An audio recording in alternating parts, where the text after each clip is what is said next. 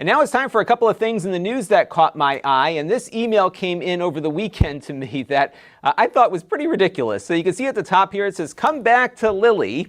Now, if you don't remember, the Lily drone was one of these crowdfunding projects that looked pretty cool at the time. This was a couple of years ago before the DJI drones were doing all this follow you stuff. And basically what it would have was a little sensor that you would put into your wrist or on your person somewhere, and this drone, which was waterproof, would follow you around and do some really cool video of your activities. And that was pretty appealing, and I thought, this might be something fun to review on the channel. So I went into their crowdfunding campaign, which incidentally they were managing themselves, not through Kickstarter or Indiegogo.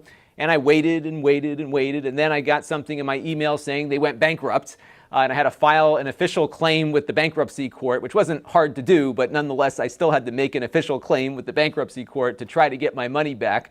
Surprisingly, I did get my money back through that process, but it took a very long time to recoup those dollars I had paid them a year or two before. But I guess what happened here is that the Moda Group, which is a drone manufacturer, purchased the assets of the former Lily company, and they are not even rebranding, they're actually just selling the brand again, which I think is really stupid.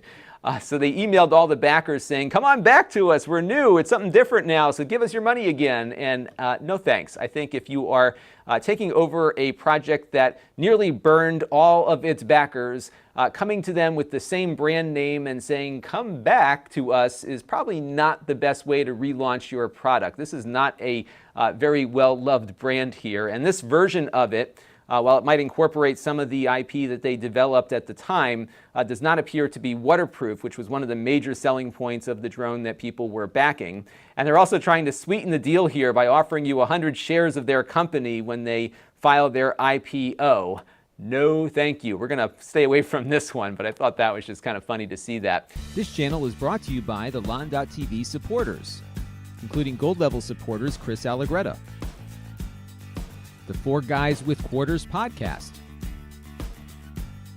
Tom Albrecht, Gerard Newberg, and Kalyan Kumar. If you want to help the channel, you can by contributing as little as $1 a month.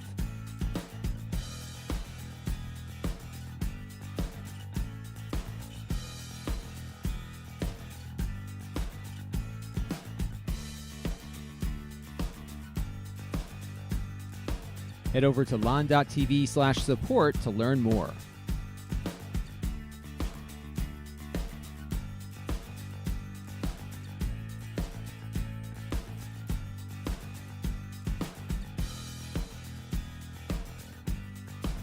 And don't forget to subscribe. Visit lon.tv/s.